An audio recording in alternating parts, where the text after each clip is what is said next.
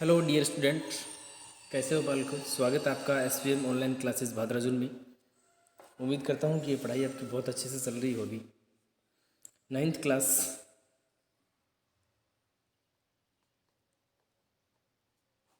और science chapter number 15 चल रहा था और 15 चैप्टर के 2 वीडियो हमने बना लिए थे और ये इसका हो गया part number 3। Chapter 15 part number 3। कुछ याद है आपको कि सेकंड पार्ट में हमने क्या पढ़ा था? कहने का मतलब आज जो हम पढ़ेंगे इससे पहले वाले दोनों वीडियो में हमने क्या पढ़ा था। तो फसलों में सुधार के बारे में या ऐसी कुछ जानकारी ले रहे थे हम कि किस प्रकार से आप फसलों में सुधार कर सकते हो, फसलों की किस्म में सुधार कर सकते हो। जो लास्ट वीडियो था वो हमारा था खरीफ की फसल, रबी की फसल है, कैसे होती हैं, कहाँ उगती हैं, किस समय उगती हैं, हम फसलों में सुधार किस प्रकार कर सकते हैं, हम जो फसल है उसके साथ में क्या क्या कर सकते हैं जिससे कि देश में विकास हो। बढ़ती जनसंख्या के साथ साथ हमें खाद्य पदार्थों की जो मात्रा है वो भी बहुत अधिक मात्रा में आवश्यक होती है, इसलिए कि फसल बोएंगे उसके साथ साथ में हमें पशुपालन भी करना था। तो पशुपालन भी साथ में कर सकते हैं, मुर्गी पालन भी कर सकते हैं, मधुमक्खी पालन भी कर सकते हैं। ऐसे ही कुछ बहुत इंपॉर्टेंट चीज़ों के बारे में हमने चर्चा की थी। चलिए आज का हमारा टॉपिक जो रहेगा वो रहेगा फसलों की किस्मों में सुधार। फसलों की किस्मों में सुधार। जो फसलों की जो किस्म है, जो अनाज हम बोते हैं उनकी किस्म में सुधार कर सकते हैं क्या? करने से क्या फ़ायदा होगा? सोचो या इमेजिन करो, कल्पना करो कि हम जो अपने खेतों में मूंग है, मोठ है, बाजरा जो बोते हैं उसमें जितनी पैदावार हो सकती है, क्या उन दानों में, उन बीज में कुछ ऐसा परिवर्तन किया जा सकता है क्या कि फसल के उत्पादन में वृद्धि हो जाए? हमें उतनी ही ज़मीन से, उन्हीं बीजों से यदि हम 10 क्विंटल अनाज प्राप्त करते हैं तो क्या कोई ऐसा जुगाड़ हो सकता है या ऐसी कोई तरकीब हो सकती है कि 10 कुंटल से ज़्यादा अनाज की पैदावार हो, 12 कुंटल हो, 15 कुंटल हो? तो बेशक हम ऐसा कर सकते हैं। जो फसलों की जो किस्म है, वो किस प्रकार के जो बीज हैं उनको आप बो रहे हो, उसमें सुधार करके हम ऐसा कर सकते हैं। तो आज का हमारा टॉपिक यही है, फसलों की किस्मों में सुधार। तो आइए डियर स्टूडेंट पढ़ते हैं कि बुक में क्या लिखा है इसके बारे में। तो ये लीजिए बच्चों, पढ़ते हैं। ये रहा अपना टॉपिक, फसलों की किस्मों में सुधार। क्या कहता है बुक वाला? फसलों का उत्पादन अच्छा हो, ये प्रयास फसलों की किस्मों के चयन पर निर्भर करता है। किस्मों के चयन पर, सेलेक्शन ऑफ द किस्म, वेराइटीज। फसल का उत्पादन अच्छा होगा कि बुरा होगा, कम होगा कि ज़्यादा होगा, ये डिपेंड करता है कि आपने फसल की जो किस्म है किसका उपयोग किया है। जो बीज हैं वो देसी हैं या हाइब्रिड बीज हैं, संकर बीज हैं, किस प्रकार के बीज हैं वो, किस प्रकार की मिट्टी में उगने वाले बीज हैं, उनकी क्वालिटी क्या है, उस पर डिपेंड करता है। फसल की किस्मों या प्रभेदों के लिए विभिन्न उपयोगी गुणों जैसे रोग प्रतिरोधक क्षमता, उर्वरक के प्रति अनुरूपता, उत्पादन की गुणवत्ता और उच्च उत्पादन का चयन प्रजनन द्वारा कर सकते हैं।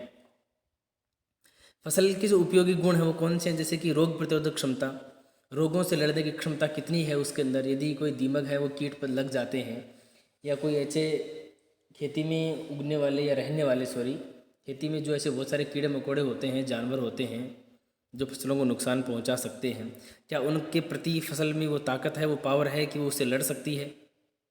उर्वरक के प्रति अनुरूपता, खाद कम डालें कि ज़्यादा डालें, उसके हिसाब से क्या वो अपने प्लांट के शरीर को, अस्तित्व को बचा सकती है? उत्पादन की गुणवत्ता कम देगा या ज़्यादा देगा का चयन प्रजनन द्वारा कर सकते हैं।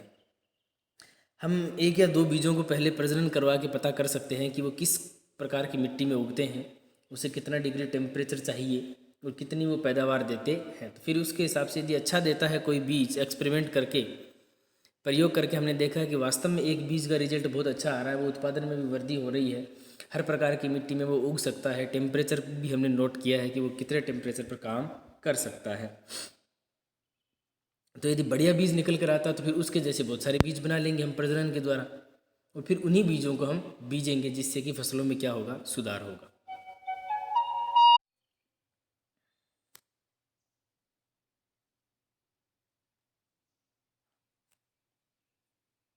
फसलों की किस्मों में ऐच्छिक गुणों को संकरण द्वारा डाला जा सकता है।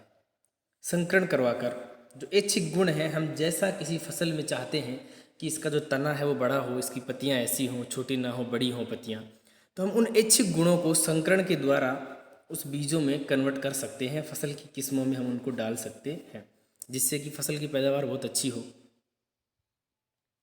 संकरण विधि में आनुवंशिक गुणों वाले पौधों में संकरण करवाते हैं। जेनेटिक जो कैरेक्टर वाले गुण हैं, गुणों वाले जो प्लांट हैं, उसमें संकरण करवाते हैं। ये संकरण अंतराकिस्मीय, अंतरास्पीसीज अथवा अंतरावंशीय हो सकता है। देखिए तीनों नामों में क्या अंतर है। अंतराकिस्मीय विभिन्न किस्मों में, दो किस्मों के बीच। अंतरास्पीसीज एक ही जीनस की दो विभिन्न स्पीसीजों के बीच, यानी दो जातियों के बीच। स्पीसीज का मतलब होता है जाति। एक ही वंश की दो जातियों के मध्य, या अंतरावंशीय, या एक ही जेनेरा जो है उसके अंदर दो जो जीनस के मध्य, वंश के मध्य, दो किस्मों के बीच करवा सकते हैं, दो जातियों के मध्य करवा सकते हैं, दो वंशों के मध्य भी हम संकरण करवा सकते हैं, ताकि एक नई जाति निकल कर आए। तो यदि दो विभिन्न प्रकार के वंशों के बीच संकरण करवाया जाए तो इसे अंतरावंशीय कहते हैं। दो जातियों के बीच संकरण करवाया जाए तो इसे अंतरा स्पीसीज या अंतरजातीय कहते हैं, और दो किस्मों के बीच करवाया जाए तो इसे अंतराकिस्मीय कहते हैं। ठीक है बच्चों, अंतरा स्पीसीज का मतलब अंतरजातीय ही है, दो जातियों के बीच। फसल सुधार की दूसरी विधि है ऐच्छिक गुणों वाले जीन का डालना। तो जब हम कृत्रिम रूप से इन दोनों के बीच में संकरण करवाते हैं, नए प्लांट बना सकते हैं, नई जातियाँ बनाते हैं, नए बीज बनाते हैं, तो हम कुछ ऐच्छिक गुण जो जिस जीनों को हम डालना चाहते हैं वो जीन भी हम डाल सकते हैं। इसके परिणाम स्वरूप आनुवंशिक रूपांतरित फसल प्राप्त होती है। तो इसके परिणाम स्वरूप हमें वो फसल मिलती है जिसकी हम उम्मीद करते हैं, जो फसल हमें अच्छे से चाहिए होती है। तो इतना कुछ करना पड़ता है, संकरण करके हम बहुत सारी किस्मों में परिवर्तन कर सकते हैं। नए प्रभेदों को अपनाने से पहले यह आवश्यक है कि फसल की किस्म विभिन्न परिस्थितियों में, जो विभिन्न क्षेत्रों में भिन्न भिन्न होती है, अच्छा उत्पादन दे सके। नए प्रभेदों को अपनाने से पहले यह आवश्यक है जानना कि फसल की जो किस्म बनाई है वो विभिन्न परिस्थितियों में और विभिन्न क्षेत्रों में भिन्न भिन्न होगी, और फिर भी क्या अच्छा उत्पादन देती है वो, ये जानना बहुत बहुत ज़रूरी है। कि पहले हमें उस नए जो स्पीसीज़ है, नई जो जाति बना रहे हैं, उसका टेस्ट करना बहुत ज़रूरी है। क्या ये विभिन्न परिस्थितियों में काम कर सकती है, उग सकती है और अच्छा पैदावार दे सकती है या नहीं। किसानों को अच्छी गुणवत्ता वाले विशेष बीज उपलब्ध होने चाहिए। किसानों को अच्छी गुणवत्ता वाले विशेष बीज उपलब्ध होने चाहिए, अर्थात बीज उसी किस्म के होने चाहिए जो अनुकूल परिस्थितियों में अंकुरित हो सकें। ऐसा भी होता है कि कुछ बीजों का टेम्परेचर हाई होता है, यदि हम उसको कम टेम्परेचर में उगा देंगे, ग्रो करवाएंगे, तो वो तो उगेंगे ही नहीं। यदि उग जाएंगे तो फिर फसल का उत्पादन नहीं हो पाएगा। इसलिए बीज भी ऐसे होने चाहिए जो हर प्रकार की परिस्थितियों में ढल जाए, उग जाए और उत्पादन दे। तो किसान को जो बीज मिलते हैं उसके लिए बहुत बहुत कंपलसरी चीज़ ये है कि वो बीज हर प्रकार की परिस्थितियों में ढल जाएं और अच्छे से अच्छा उत्पादन देने की क्षमता रखते हों। यानी हर परिस्थितियों में अंकुरित हो जाएं। पानी कम है तो भी, पानी ज़्यादा है तब भी, जितना चाहिए उतना मिलता है, सफिशिएंट वाटर है तब भी। कृषि प्रणालियों तथा फसल उत्पादन मौसम, मिट्टी की गुणवत्ता, पानी की उपलब्धता पर निर्भर करता है। कृषि जो प्रणालियां हैं या फसल का जो उत्पादन है वो मौसम पर डिपेंड करता है, मिट्टी की गुणवत्ता पर डिपेंड करता है कि मिट्टी कैसी है। जैसा कि बहुत पहले मैंने आपको बताया कि दोमट मिट्टी ऐसी होती है कि जो फसल के लिए बहुत श्रेष्ठ होती है। पानी की उपलब्धता, बरसात कितनी हो रही है, पानी कम मिल रहा है या ज़्यादा मिल रहा है, ये भी बहुत ज़रूरी है। क्योंकि मौसम परिस्थितियां जैसे सूखा, बाढ़ का पूर्वानुमान कठिन होता है, इसलिए ऐसी किस्में अधिक उपयोगी हैं जो विविध जलवायु परिस्थितियों में भी उग सकें। इसलिए हमें ऐसी चीज़ों को ही लेकर आना है, ऐसे ही बीज बनाने हैं जो हर प्रकार की परिस्थितियों में अपने आप को ढाल लें और फसल का उत्पादन अच्छे से अच्छा कर सकें।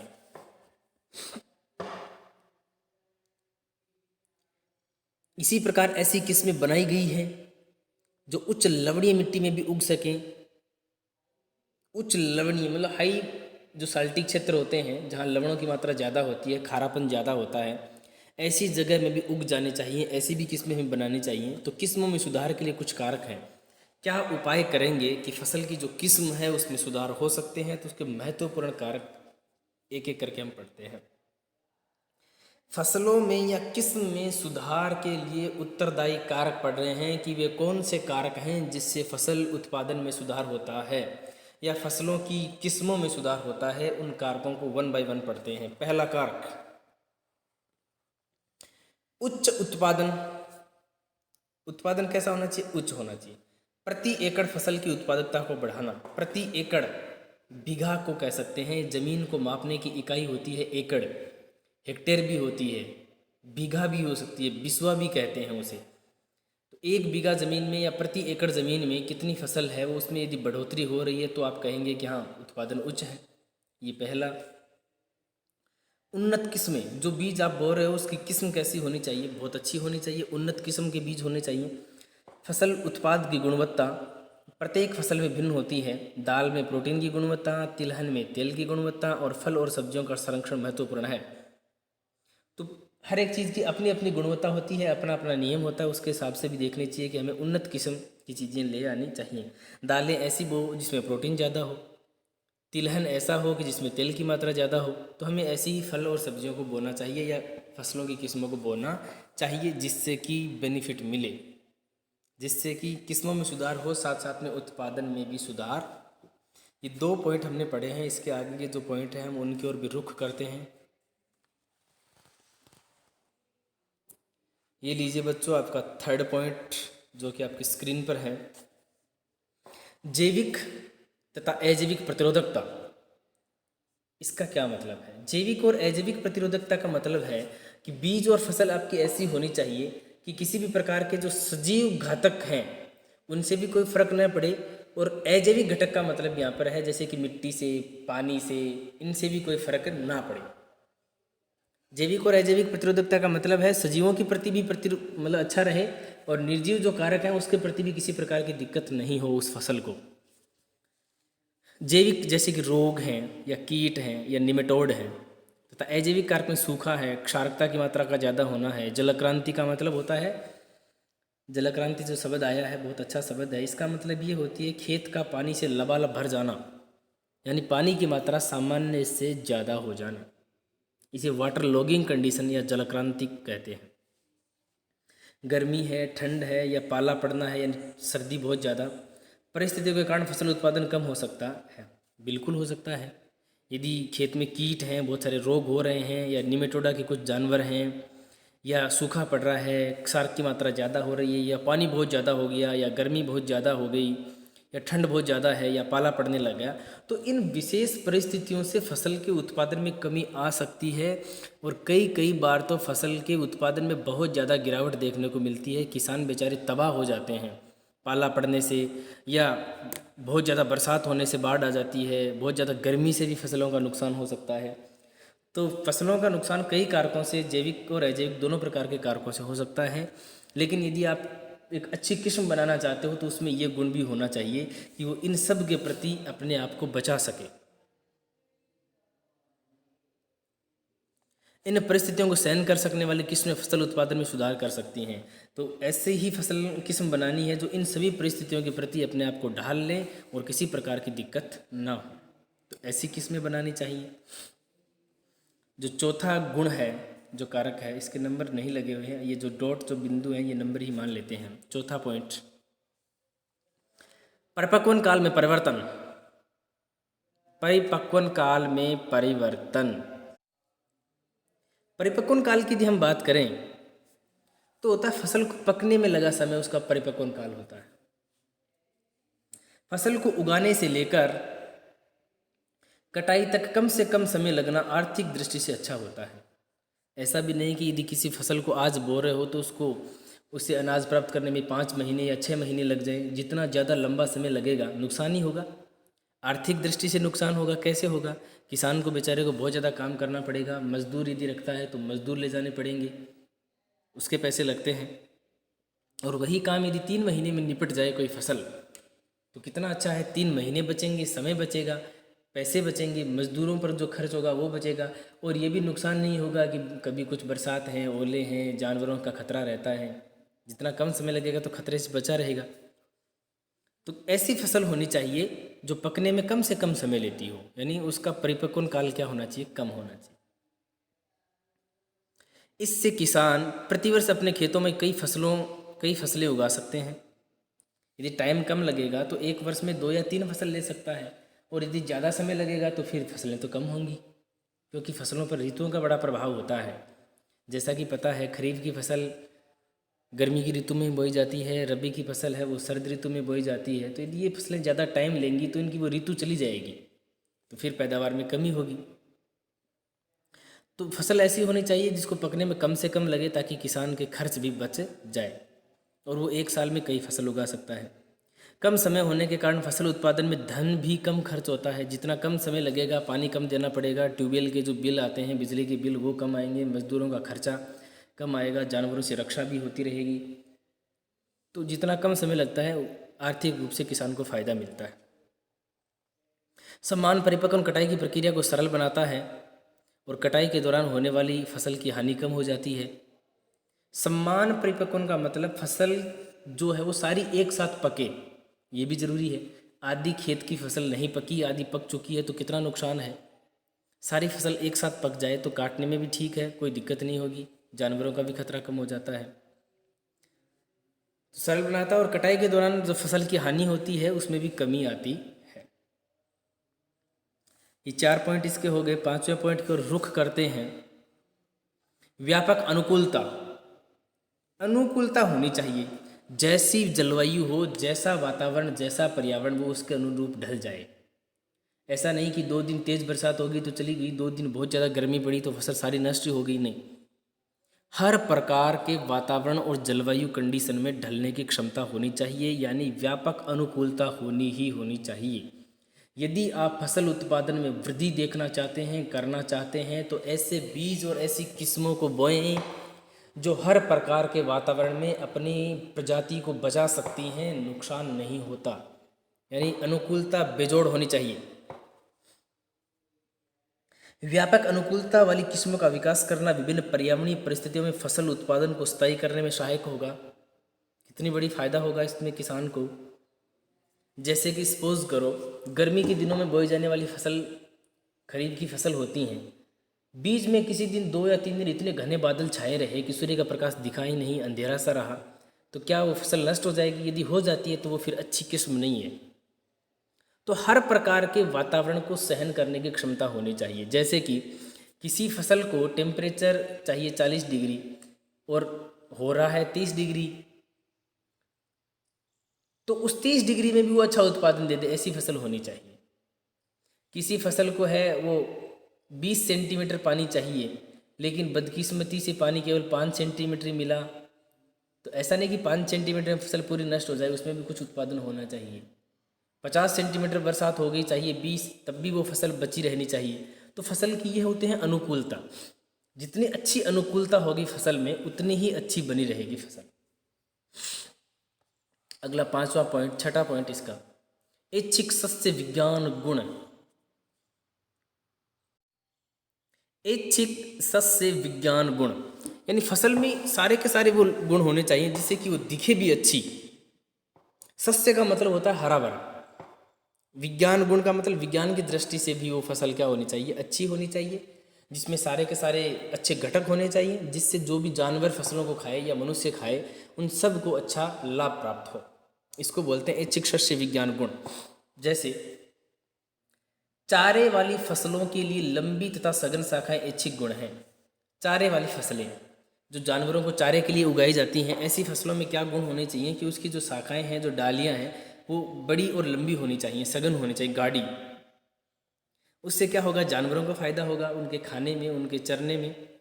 अनाज के लिए बोने पौधे उपयुक्त होते हैं, और जिन पौधों से हमें अनाज निकलता है वे पौधे बहुत लंबे न हो तो कोई दिक्कत नहीं, वे बोने रहें तो चलेगा, क्योंकि हमें तो केवल अनाज प्राप्त करना है उससे।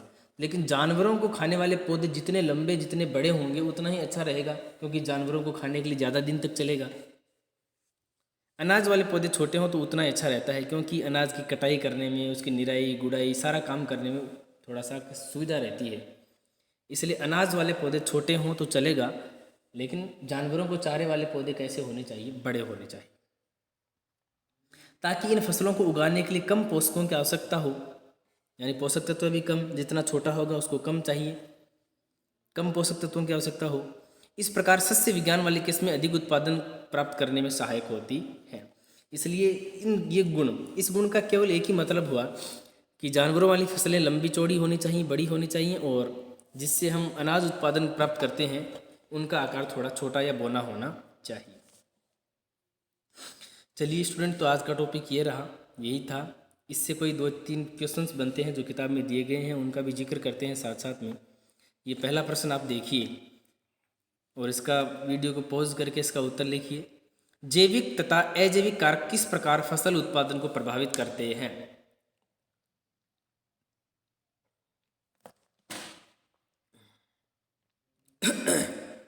बताइए बच्चों, लिखो इसको आप। जैविक और अजैविक कारक फसल के उत्पादन को कम कैसे करते हैं? जैविक कारक कैसे कम करते हैं? जैसे कि जैविक कारकों में कुछ कीट हैं, कुछ जानवर हैं, जैसे कि नीलगाय हैं, सूअर हैं, ये खेतों में घुस जाते हैं, फसलों को नुकसान पहुंचा देते हैं, तो ये जैविक कारक हो गए। अजैविक कारक की कौन सी बात करेंगे? मिट्टी में क्षार ज़्यादा होना, अम्ल ज़्यादा होना, बरसात आ जाना, बाढ़ आ जाना, बहुत ज़्यादा गर्मी, पाला पड़ना, ठंड होना, ये सारे अजैविक कारक हैं। तो इनसे फसल के उत्पादन में वृद्धि होगी या कमी होगी? कमी होगी। तो यही तो पूछा है कि जैविक और अजैविक कारक किस प्रकार फसल उत्पादन को प्रभावित करते हैं, इसे डिटेल से बताना है। कि जैविक कारक है वो फसलों की डालियों को तोड़ देते हैं, उनके फूलों को तोड़ देते हैं, कच्चे फल होते हैं उनको काट देते हैं, तने की शाखाएं जो होती हैं उन शाखाओं को कमज़ोर बना देते हैं, कुछ कीट लग जाते हैं, इससे फसलों में कुछ रोग उत्पन्न हो जाते हैं, तो फसल के उत्पादन में कमी आती है। ऐसा जैविक कारकों का बता सकते हैं। अजैविक कारक कैसे नुकसान पहुंचाते हैं हम ये भी बता सकते हैं। जैसे कि बाढ़ आती है तो जो खड़ी फसल है वो बह जाती है, साथ में नष्ट हो जाती है। बहुत ज़्यादा गर्मी पड़ती है तो फसल समय से पहले जल जाती है, पक जाती है, उसका नुकसान होता है। पाला और ठंड पड़ने से, ज़्यादा सर्दी पड़ने से भी फूल नहीं आते हैं, फसलें खराब हो जाती हैं। तो ये अजैविक कारक हैं जो फसलों को नुकसान पहुंचा सकते हैं। तो कई प्रकार से जैविक और अजैविक कारक फसलों को नुकसान पहुंचाते हैं। दूसरा सवाल, फसल उत्पादन के लिए ऐच्छिक सस्य विज्ञान गुण क्या है? ऐच्छिक सस्य विज्ञान गुण, देखो यही हमने अभी लास्ट का यही था अपना पैराग्राफ, ऐच्छिक सस्य विज्ञान गुण।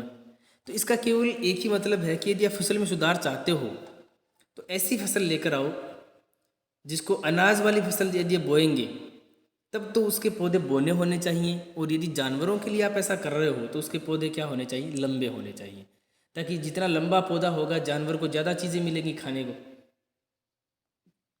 तो ऐच्छिक सस्य विज्ञान गुण बहुत इंपॉर्टेंट है फसल सुधार के लिए। इसमें अनाज वाले पौधे बोने हों उतना ही बढ़िया रहेगा, क्योंकि पोषक तत्व कम चाहिए उस पौधे को। उसकी जो काम है, निराई है, गुड़ाई है, कटाई है, वो काम थोड़ा आसान हो जाएगा। तो डियर स्टूडेंट, आज की क्लास में हम केवल इतना ही पढ़ेंगे।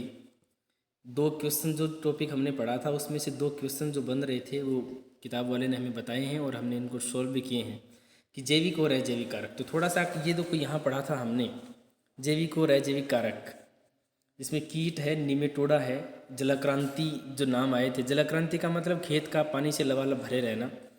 तो आज का हमारा जो टॉपिक था वो फसलों की किस्मों में सुधार ये था। चलिए फिर से देख लीजिए कि यहाँ कहाँ पढ़ना था और क्या पढ़ना था।